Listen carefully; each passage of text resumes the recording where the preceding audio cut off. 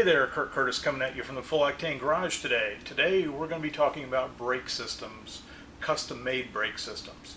As you know, we've been building this 1950 Chevrolet pickup truck, and we don't have any brake lines plumbed to it. So we did a little shopping, and we decided we were going to buy some tools and try to custom make our own brake systems rather than buying a pre-made system, because it's really hard to buy a pre-made system for a custom vehicle.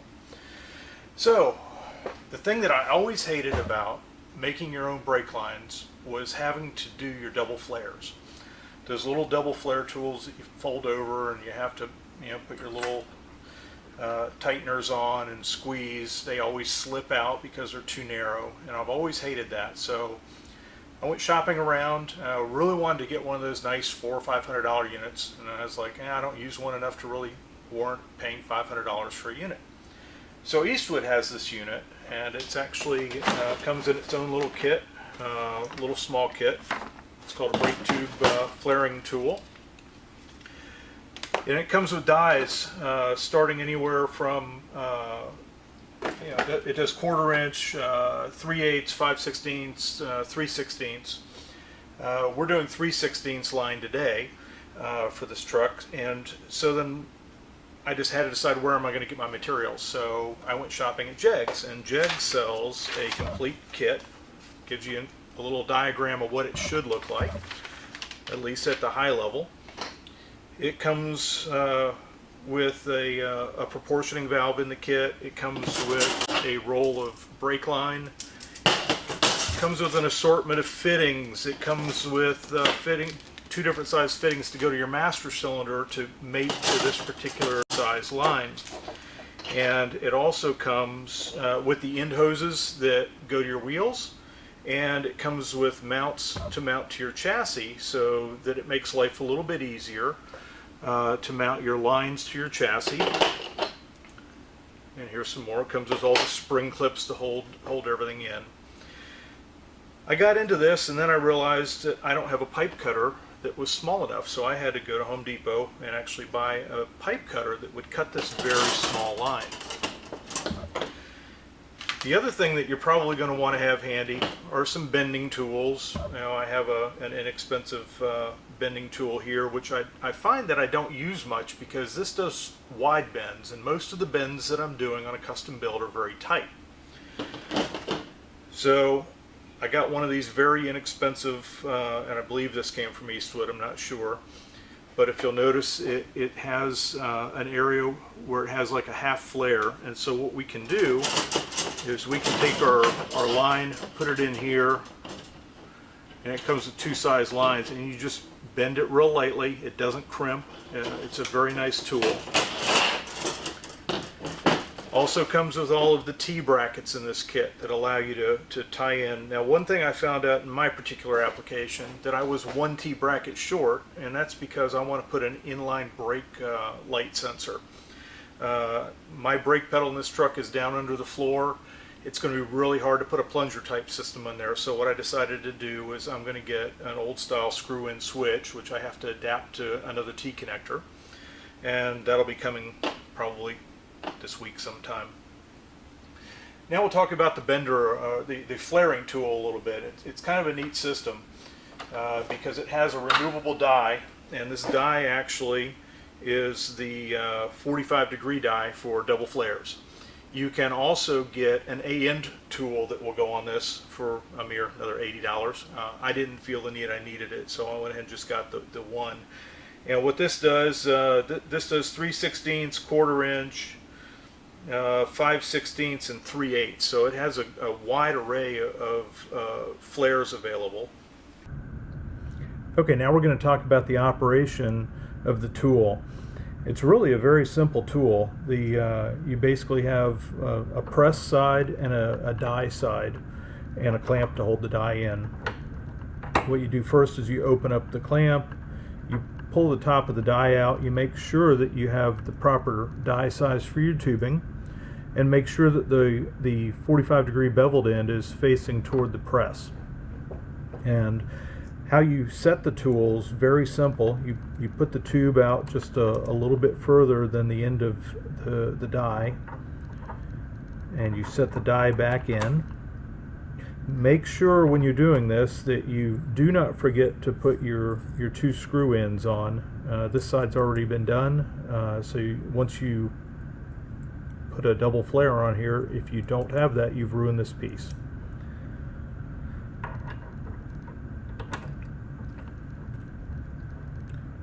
So you bring your clamp over, leave it loose. You'll be in operation 0, which you'll notice is a flat piece. And then what the flat piece does, it aligns the tubing up with the end of the die. Once that's aligned, then you can go ahead and clamp down your die. Clamp it down nice and good.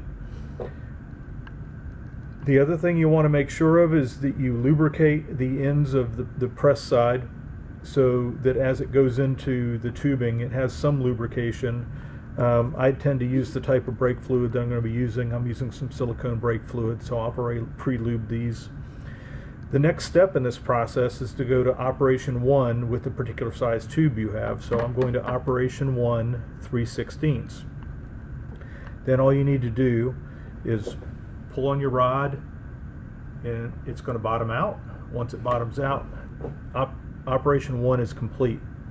Now you're going to move to operation 2, which is your 3/16 operation 2. You're going to make sure that the center peg lines up nice and tight. You're going to pull on it, and once it bottoms out, you're done. Now you have a perfect double flare. You loosen your clamp, remove everything, and you are all set, both ends.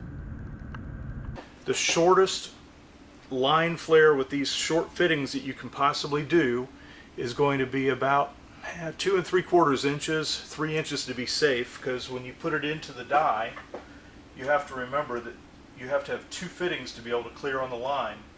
And this one here was about 2 and a half. We just barely made this 2 and a half fit in here perfect. But if you have to do any short lines, that's the perfect way to do it. What we're going to do now is we're going to go and start doing some measurements on the truck. We're going to kind of assess where we need to run some lines, and then we'll come back and we'll make some more lines. Well, we've got a little bit of a head start here. We went in and started plumbing the rear line, which is furthest away from the booster. Put a little bit of a bend in it so that we could get it over the chassis. And then we came up, and we've actually got the T installed, and that's where our brake switch is going to be put in.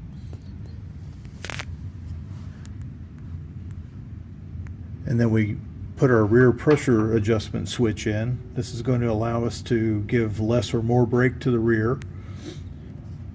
Second line going out is going to go along our frame rail and actually go through some of the frame and come up on the back side of the frame. We've got that piece cut already. We're going to go put a flare on it. Okay, we're back out from under the truck, and we took the last flare that we did and we straightened out the rest of the line. Of course, it doesn't look straight now because I've already bent it to the direction that I need it to. One thing to be careful of, don't put too tight of bends in it before you've slid your threaded flare end on. I got a little worried after I made some bends because I did forget to put it on. So good news is it will slide on because it has a slight curved bend, so you want to make sure that's on. Your second end, you want to make sure you have threaded end out, so the threaded end will be out so you can screw it down. Doesn't matter how far you slide that down. Now what I did after I cut the tube off, I ran into a little bit of a burr on there, so I took a handy file, cleaned out the inside, filed the edge down a little bit because you want to have a good flare. You don't want a lot of that rough metal from when you were cutting it with your cutoff tool to get in there and really mess it up. So now what we're going to do is we're going to go and double flare the end of this piece so that we can install it back in the truck. Okay, now we're back at it.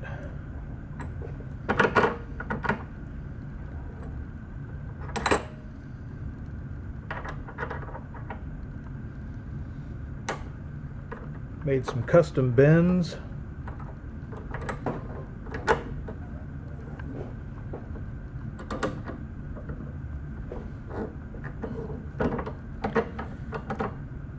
kind of go in quick mode this time.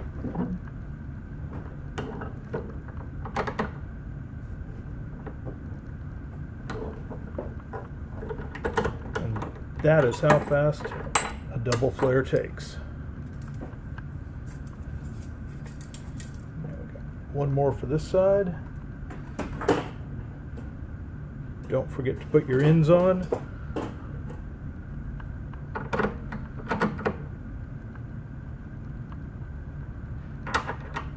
Again, we're putting the 45 angle toward the press.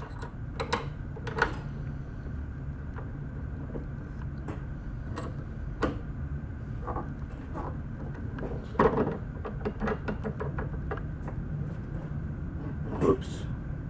I just caught that one. The good news is that it slid in, and I caught it before it slid in, so got to keep an eye on that. Actually, this one looks a little scuffed up. I think I need to clean it up a little bit.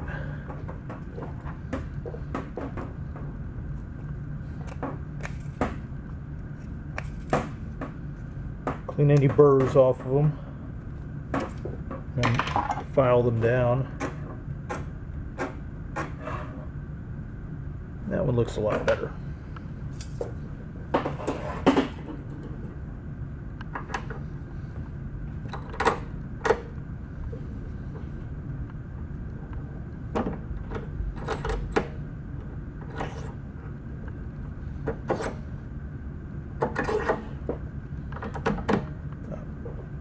Operation 1,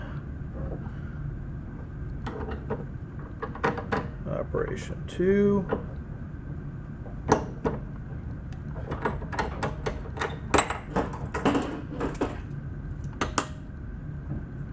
and we have a clean double flare. I like this tool.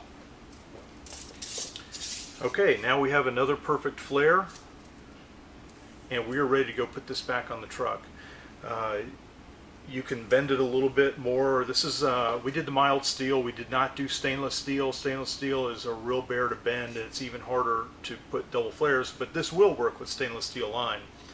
So for the longevity and where we're going to keep this truck, it's more of a show truck than a driver, so the regular steel lines will be fine, and they're much easier to work with, so not to mention they're a few bucks cheaper. So we'll be back to you shortly. Well, we got the brake lines complete. We started at the master cylinder and we worked our way back.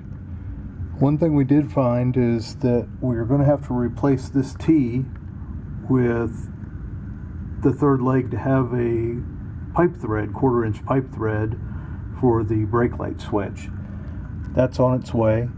We do have the proportioning valve in. We had to mount 2 nuts behind it so it would get off the chassis enough so that the adjuster would spin, so be careful when you mount these. Ran the back line all the way back through the chassis.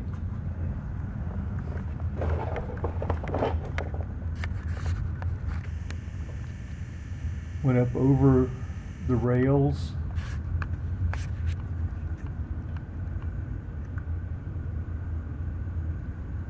We had to make a little jump at the T so that it would go into the hose. And it came all the way around the back chassis. And we just bent it down and put it into the bracket.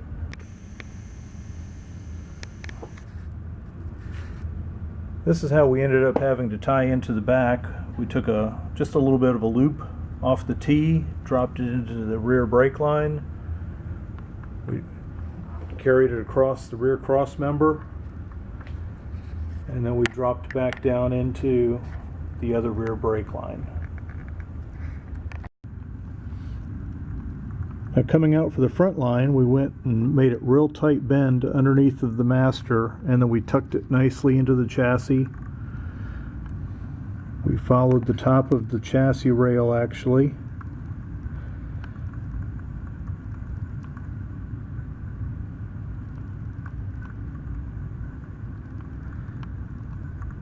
And we were able to put the connection block in. flipped over top of the chassis. We'll show you some pictures of that shortly.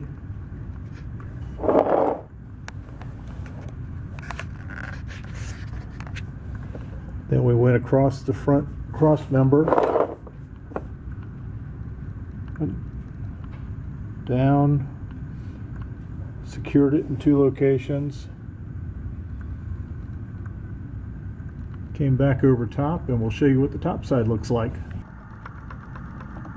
And on the driver's side, you'll see when we came up the frame rail, we had to loop over top of the frame to get into a mount that would carry us down into the front wheel.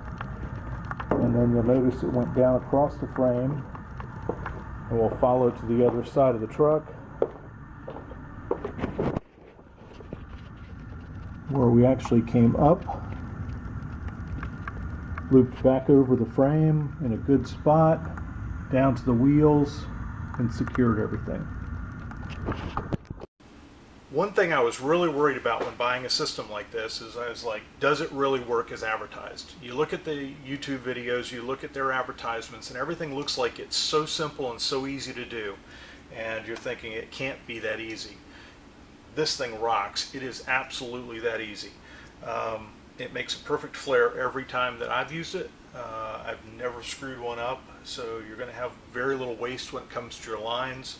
When you're all done, this thing comes apart, the handle comes off, and it fits into this nice little carrying case that you can tuck away so you don't lose all your parts.